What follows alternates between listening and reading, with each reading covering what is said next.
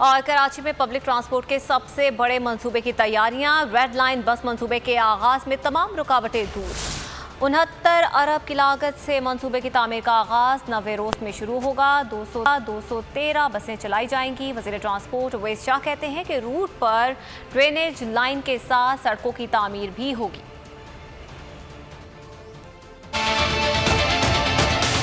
آرام دہ transport system کی جانب ایک اور قدم۔ کراچی میں 15 سال بعد پبلک ٹرانسپورٹ کے سب سے بڑے منصوبے کی تیاری۔ سندھ حکومت نے ریڈ لائن منصوبے کے آغاز میں تمام رکاوٹیں دور کر دی۔ تعمیراتی کام کے معاہدے پر ٹرانس کراچی اور کنسٹرکشن فرم کے نمائندے نے دستخط کر دیے۔ 78 ارب روپے کی لاگت کے ریڈ لائن منصوبے کی تعمیر کا آغاز 90 روز میں شروع ہوگا۔